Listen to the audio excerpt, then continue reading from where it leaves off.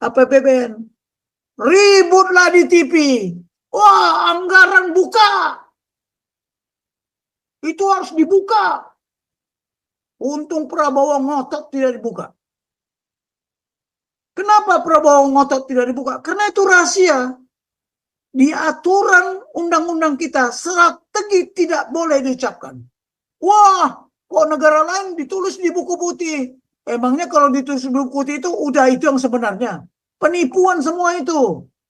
Ya kan, tidak disampaikan semuanya. Masa kita raporkan semua kekuatan kita. Kaget kan Hamas? Dikiranya Israel tidak punya senjata yang lebih canggih. Kaget kan? Tidak mungkinlah disampaikan terbuka. Ini menuntut apa ini yang bodoh-bodoh semua saya lihat.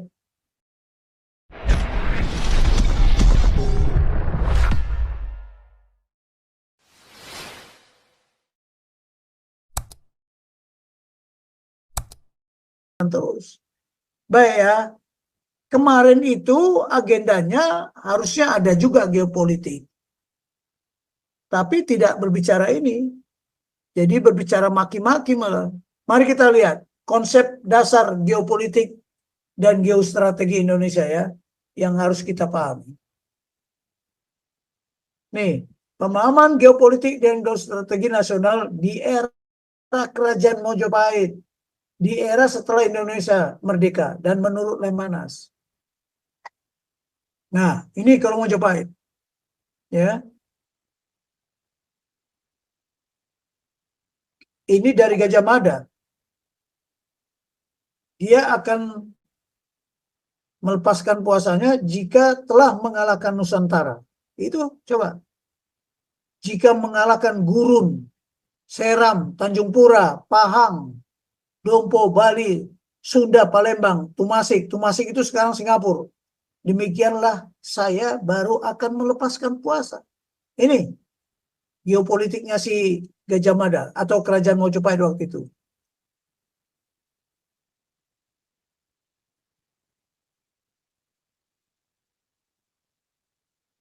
Nah, geopolitik Negara Kesatuan Republik Indonesia ini.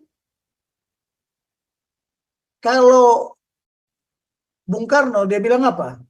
Pertahanan nasional dapat berhasil maksimal. Nah ini, ingat ini pertahanan nasional dia bilang, bukan pertahanan negara. Jika berdasarkan geopolitik. Kemudian Pak Dirman, pertahankan rumah dan pengkarangan kita sekalian. Coba, satu jengkal tanah tidak boleh diambil orang. Kalau Pak Harto melihatnya dari Pancasila. Ya, Pancasila sebagai wawasan kebangsaan atau wawasan Nusantara.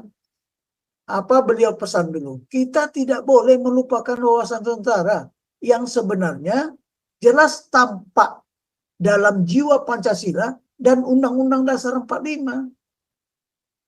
Kenapa?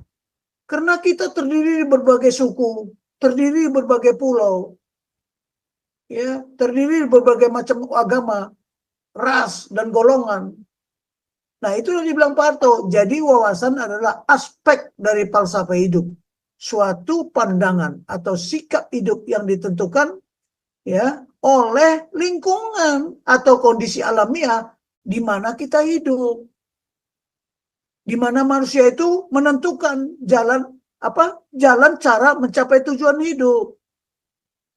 Seluruh wilayah, ingat ini, seluruh wilayah dan kekayaan alam tanah air ya yang terbagi dari kesatuan darat, kesatuan lautan, kesatuan udara. Ini dipandang bulat, satu keseluruhan yang bulat, gitu loh. Inilah geopolitik bangsa kita. Harusnya kemarin bagaimana mereka menjabarkan geopolitik untuk mencapai untuk membentuk pertahanan. Karena pertahanan nasional yang berdasarkan geopolitik itu seperti apa? Tapi inilah ide dan filosofi terlebih dahulu. Di sini ada ideologi, di sini ada filosofi.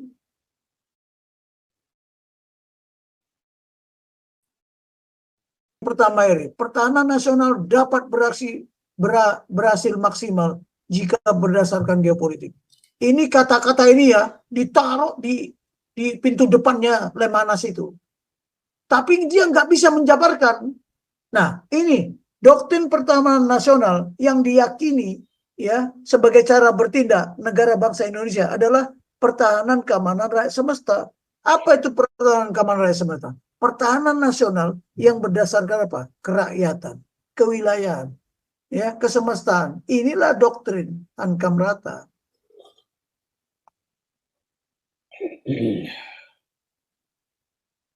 Oke. Saya mau menyampaikan dulu ya. Coba sudah saya rinci semuanya. Ada 17.504 pulau. Ini datanya dari Idros, surveinya. Hamparan luas, coba bayangin. Semua ini, coba silakanlah baca. Ya kan? Terdapat checkpoint, Selat Malaka, Selat Sunda, Selat Lombok. Ada 128 gunung api aktif yang mengelilingi geografi Indonesia. Memiliki lautan yang rawan bencana karena terletak di Ring of Fire dunia yang merupakan jalur gempa bumi sering terjadi bencana, rawan tsunami dan banjir. Kemudian posisi geografi kita itu, kita punya perbatasan darat dengan Malaysia, Papua Nugini, dan Timor Leste. Punya perbatasan laut, ya, India, Malaysia, Singapura, Thailand, Vietnam, Filipina, Republik Palau, Australia, Timor Leste, Papua Nugini, dan Cina, ya, Laut Cina Selatan. Terletak pada posisi silang dua benua Asia dan benua Australia, dua samudra, Samudra Pasifik dan Samudra India. Perbedaan peradaban Barat Australia dengan peradaban Timur atau Asia. Ini dulu yang dipahami, ya. Nah, dampaknya apa? Ya, aspek ideologis. Ideologi Pancasila diapit oleh negara yang berideologi apa? Di utara, di sebelah selatan, dan negara yang berideologi komunis. Ya, di atas itu kapitalis lah, atau ideologi apa? Ya kan, di aspek politis, sistem pertahanan negara terletak di antara negara-negara yang menganut sistem pemerintahan demokrasi parlementer dan sebelah selatan, ya, sistem pemerintahan diktator, apa namanya, ya, diktator di sebelah utara. Lihat Cina diktator nggak? Korea Utara diktator nggak? Nah, dari aspek ekonomi Pancasila terletak di antara negara-negara yang menganut sistem perekonomian liberal atau kapitalisme, dan di selatan dengan sistem ekonomi terpusat di sebelah utara. Aspek sosial budaya terletak di antara negara penganut budaya barat di sebelah selatan, itu Australia lah, dan negara penganut kebudayaan timur di sebelah utara. Nah, ini kita kalau bicara aspek pertahanan keamanan terletak di antara negara yang menganut sistem pertahanan kontinental, ya, menonjolkan kekuatan darat di sebelah utara dan sistem pertahanan berbasis kelautan maritim di sebelah barat, selatan, dan timur. Aspek demografi, Indonesia berpenduduk sekarang mungkin bukan 240 juta lagi, tapi saya tulis 240 juta jiwa lah. Diapit negara yang berpenduduk sedikit di sebelah selatan, Australia, dan negara yang berpenduduk padat di sebelah utara. Saya mohon maaf ya, kadang-kadang lidah saya masih jadel ya. Makanya. Nah, pembahasan masalah pertahanan keamanan nasional sangat multikompleks dan multidimensi. Pertahanan keamanan nasional dapat dipastikan selalu terkait dengan geopolitik bangsa Indonesia dan geopolitik global. Nah, terjadi pergeseran paradigma tentang geopolitik, berkembang menjadi geostrategi yang meliputi geoideologi, geopolitik, geoekonomi, geososial budaya, dan geogankam. Saya tidak akan detail membicarakan geoekonomi, geoideologi, geososial budaya, dan geogankam. Ini pencerahan nanti akan kita sampaikan cari waktu sendiri ya nanti. Oke. Ini amanat pembukaan konstitusi. Ya, amanat pembukaan konstitusi di dalamnya itu tersirat. Untuk diketahui aja ya, jangan sampai nggak tahu. Ini saya, waduh, sampai berminggu-minggu untuk merumuskan ini. Belum ada yang merumuskan ini di Indonesia. Profesor-profesor doktor itu pun enggak. Jadi kalau kita lihat ya alinea per alinea, di situ ada cita nasional atau visi nasional, national and state. Ya, pernyataan negara ini seperti apa tujuannya. Inilah negara Indonesia yang merdeka, bersatu, berdaulat, adil dan makmur. Hebat sekali itu. Ya. Kemudian ada tujuan nasional. Antara cita-cita dan tujuan beda. Yaitu apa? Keutuhan dan tetap tegaknya negara kesatuan Republik Indonesia. Serta utuhnya jati diri bangsa Indonesia yang Pancasilais dan setia kepada amanat konstitusi Undang-Undang 45. Saya beritahu ya, kenapa keutuhan? Dia harus utuh dan tetap tegaknya. Bisa tegak, bisa tetap, tapi masih utuh kak dari Sabang sampai Merauke, dari Miangas sampai Pulau Rote. Ya, kita tunggulah nanti. Karena gara-gara demokrasi ini kita pecah semua. Inilah tujuan kita. Kalau kita berkeluarga, Pak Paul, Pak Awe, kalau keluarga itu tidak utuh, bagaimana dia bisa melindungi anaknya? Nah, makanya muncullah tugas pokok nasional pemerintahan negara RI yang sering kita sebut mission. Yaitu apa? Melindungi segenap bangsa Indonesia, melindungi seluruh tumpah darah Indonesia, memajukan kesejahteraan umum, mencerdaskan kehidupan bangsa, ikut melaksanakan ketertiban dunia, ikut serta melaksanakan ketertiban dunia yang berdasarkan apa? Kemerdekaan, perdamaian abadi, dan keadilan sosial. Saya ingatkan sekali lagi, segenap, bukan seluruh atau semua, segenap itu bulat, tidak membedakan pribumi dan pribumi, tidak membedakan mayoritas minoritas. Tidak, selama dia menjadi bangsa Indonesia sesuai dengan warga negara, ada KTP-nya, harus dilindungi. Nah, melindungi seluruh tumpah darah Indonesia, wilayah ini kita bilang tumpah darah kita. Bagaimana melindungi ini? Bahkan harus mati pun bertumpah darah kita. Itu. Kemudian memajukan kesejahteraan umum. Kenapa umum? Kenapa tidak sipil saja? Umum itu kena ada militer. Ya, dia dianggap tidak umum. Jadi dianggap aja umum semua. Militer pun termasuk umum. Jangan membeda-bedakan. Yang miskin, yang terlantar, harus dimajukan kesejahteraannya. Kemudian mencerdaskan kehidupan bangsa. Mencerdaskan kehidupan bangsa itu apa maksudnya? Ya, mencerdaskan ipolexos burhankam, ideologi, politik, ekonomi, sosial budaya. Dia harus dicerdaskan. Ya, yang kelima itu, ipolexos burhankam itu. Coba, sudah nggak semuanya itu dicerdaskan? Jangan dicerdaskan untuk jadi apa namanya? Jadi bankir saja atau jadi manajer saja. Tidak.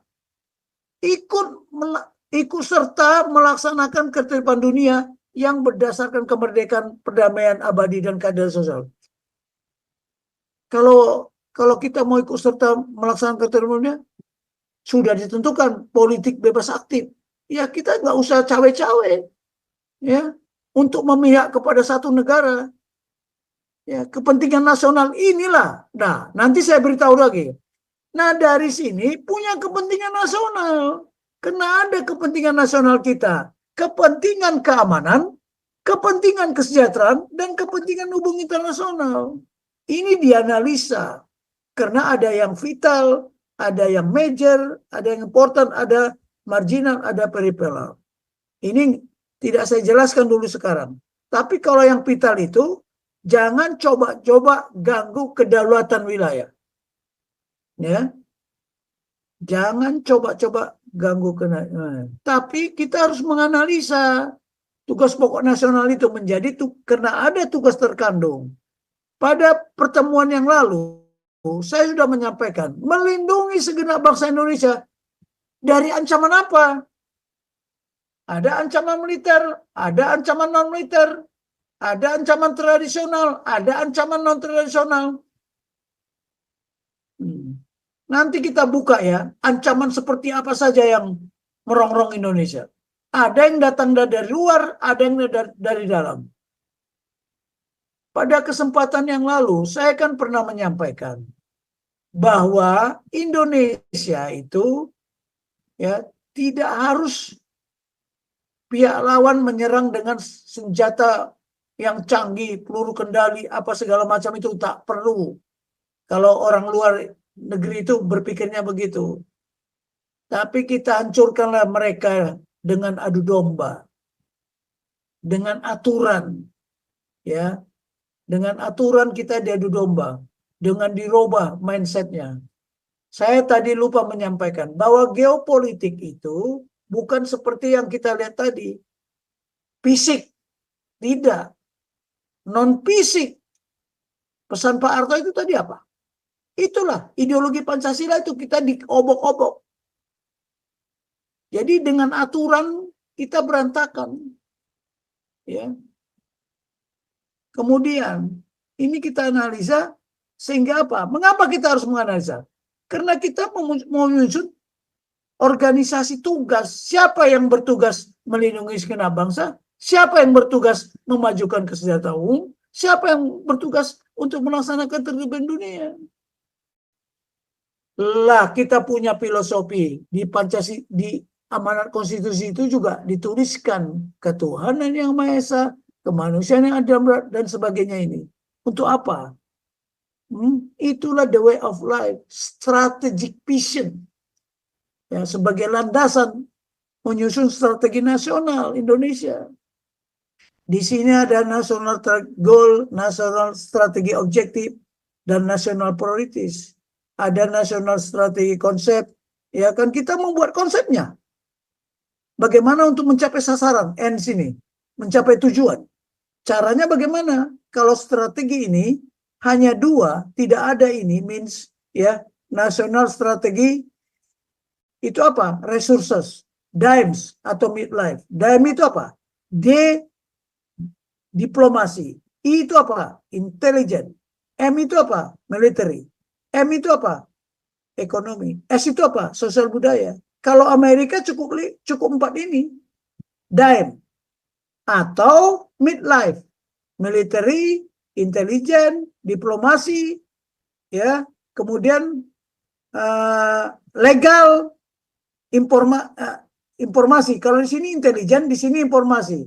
F apa? Finansial, ekonomi, SDM, geo, demo, konsos, SDA, APBN. Ributlah di TV. Wah, anggaran buka. Itu harus dibuka. Untung Prabowo ngotot tidak dibuka. Kenapa Prabowo ngotot tidak dibuka? Karena itu rahasia. Di aturan undang-undang kita, strategi tidak boleh diucapkan. Wah, kok negara lain ditulis di buku putih? Emangnya kalau ditulis di buku putih itu udah itu yang sebenarnya? Penipuan semua itu. Ya kan tidak disampaikan semuanya. Masa kita raporkan semua kekuatan kita? Kaget kan Hamas? Dikiranya Israel tidak punya senjata yang lebih canggih. Kaget kan? Tidak mungkinlah disampaikan terbuka. Ini menuntut apa ini yang bodoh-bodoh semua saya lihat. Ada orang yang nggak ngerti pertahanan, ngomongnya bacot di YouTube itu. Ada itu siapa itu si Ustadz, siapa itu? Bukan Ustadz atau apa itu? Yang si istilah apa itu? Nantilah kita buka. Aku nggak tahu pun namanya, nggak aku kenal orangnya. Tapi multi strategi, karena tidak aja. Ini kan strategi nasional dijabarkan oleh multi strategi departemental, kementerian, instansi negara. Bagaimana pembangunan membina kekuatan nasional, menggelar kekuatan nasional, menggunakan kota nasional. Itu loh. Ya, koordinasi antar departemen tentang penggelaran, tentang penggunaan, tentang pembangunan. Masalahnya di Indonesia tidak mempunyai framing, tidak mempunyai pola. Ya, perhatikan aja lah 70 tahun nggak pernah bisa menjabarkan. Malah ribut semua salah satu dengan lainnya.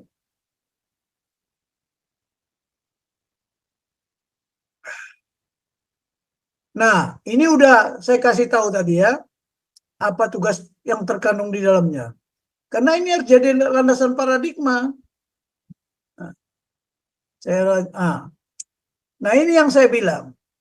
Melindungi segenap bangsa Indonesia, melindungi tumpah darah Indonesia itu adalah kepentingan keamanan nasional.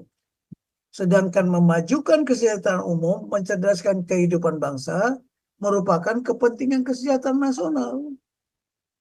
Sedangkan yang kelima, ikut serta melaksanakan ketertiban dunia berdasarkan kemerdekaan, perdamaian abadi dan keadilan sosial, itu kepentingan hubungan internasional. Saya mau kasih tahu dulu ya, bagaimana kita melaksanakan tugas perdamaian. Kita ada peacekeeping, ya, peacekeeping forces. Kalau tidak gara-gara saya tahun 2009 ngotot bikin peacekeeping center di Sentul sana, saya sampaikan ke Pak Joko, Panglima saya, supaya dia teruskan ke Pak SBY.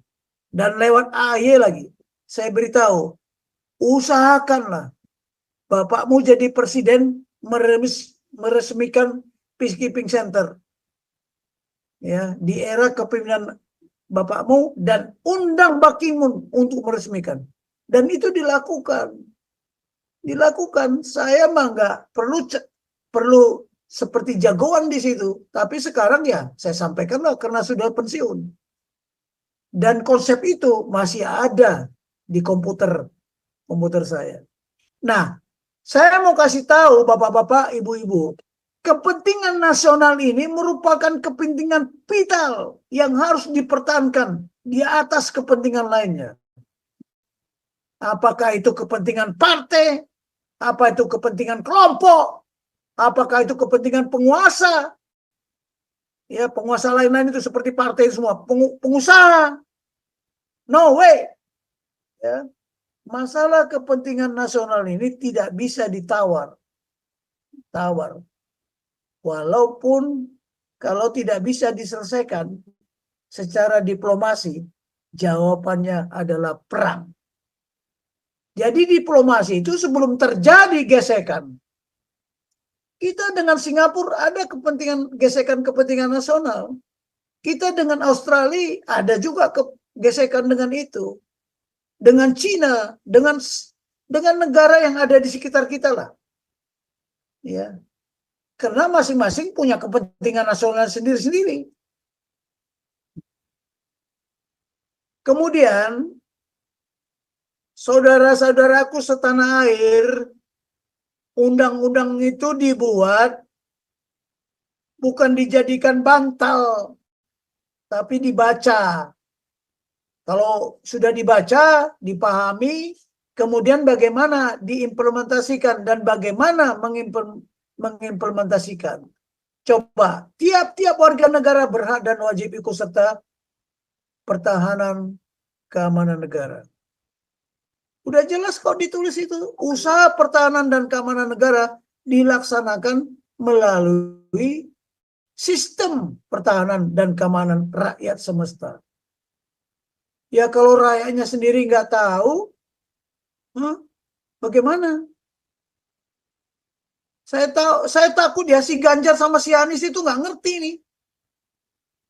Oleh Tentara Nasional Indonesia dan Kepolisian Negara Republik Indonesia sebagai kekuatan apa? Utama. Dan rakyat sebagai kekuatan pendukung. Ini hasil amandemen lah. Kalau dulu tidak ada kepolisian. Karena kepolisian itu bukan apa? Bukan apa namanya itu. Dia bukan alat utama sebenarnya. Tapi dimasukkanlah, dibuat orang itu. Dipisahkan dalam pertahanan dan keamanan disatukan lagi di undang-undang. Emang perubahan undang-undang ini bikin kita kacau kok. Tentara Nasional Indonesia terdiri atas Angkatan Darat, Angkatan Laut, dan Angkatan Udara sebagai alat negara yang bertugas mempertahankan, melindungi, dan seterusnya. Ingat, di Amerika itu sudah ada angkatan space, ya, ada angkatan di space. Lihatlah, jadi matranya itu matra pertempurannya tidak di darat saja, tidak di laut saja, tidak di udara, sudah sampai ke space. Kalau di Amerika, marinir juga dipisah ya, Pak Jenderal ya? Marines ya? Iya, Marines. Jadi dia punya 5. Darat, laut, udara, ya Marines, satu lagi ada Coast Guard. Tapi sekarang udah berkembang di atas itu karena matra pertempuran sudah sampai ke angkasa, space. Makanya dia sudah membuat space itu. Kita mah ketinggalan. Nah, jadi Marine itu dia apa? Pak Jenderal Tombing, ini ada yang raise hand ini. Boleh? Nanti dulu lah, sedikit ada yang lagi. mau nanya? Sedikit lagi, nanti kita silakan tanya. Oke, siap. Nah, ini semua tercantum di undang-undang. Jadi mohon maaf, kita harus baca loh. Kita warga negara, jangan buta konstitusi. Ya.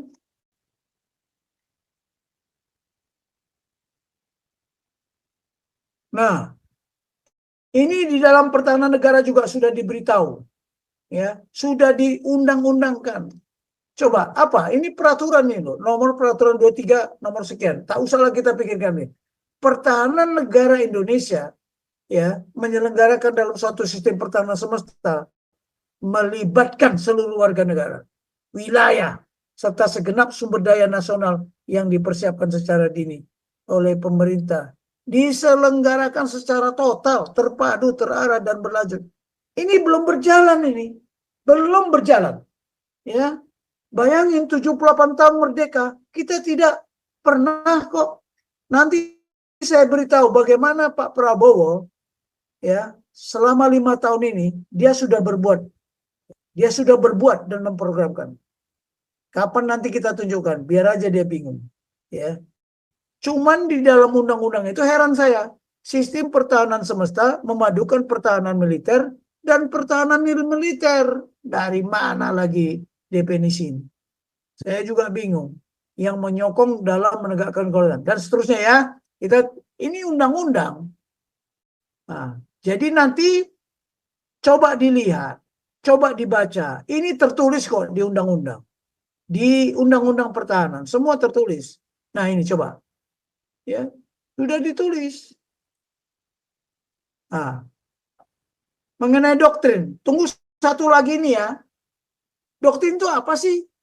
Ajaran yang berisi prinsip-prinsip atau ajas, ya konsepsi yang bersifat mendasar. Diyakini kebenarannya. Sudah kita yakin doktrin itu, diyakini kebenarannya dari apa? Mengalir dari pandangan hidup bangsa. Dikembangkan secara nalar, pakai otak, dan dinamis. Berdasarkan pengalaman sejarah, perkembangan ilmu pengetahuan teknologi, dan berbagai faktor lain nih sebenarnya. Hal-hal lain yang berpengaruh. Untuk digunakan sebagai apa? Pedoman. Penggunaan kekuatan. Kalau kita menggunakan kekuatan, apa pedomannya? Ya doktrin. Dan kemampuan bersifat mengikat, tetapi memerlukan keputusan. Di sini maksudnya apa? Bersifat mengikat, tapi memerlukan keputusan. Tidak indoktrinasi. Ya. Di dalam penerapannya atau implementasinya sebagai cara terbaik untuk pencapaian tujuan nasional atau tujuan militer dan perwujudan kepentingan nasional yang 3 tadi. Ya, doktrin Hankam Rata menurut Lemhanas merupakan nilai-nilai ajaran yang digali dari pengalaman sejarah dan pandangan hidup bangsa Indonesia yang sudah dirumuskan ke dalam ini Undang-Undang Dasar 1945 serta peraturan perundang-undangannya. Jadi nggak main-main. Nah, doktrin Hankam Rata. Ya, ajasnya apa tadi? Karena kan berisi ajas. Ada kerakyatan, kesemestaan, kewilayahan, kemandirian, dan kepemimpinan yang kuat. Yang paling penting lagi, kemanunggalan TNI dan rakyat. Sedangkan prinsipnya, kedalaman tanpa batas, nanti. tidak mengenal garis front, memiliki dinamika mencair, membesar, memancarkan, iya. Baiklah, sampai yang ini dulu kita diskusi. Mari kita bertanya, ya, kita buka forum, ya, buka forum tanya jawab.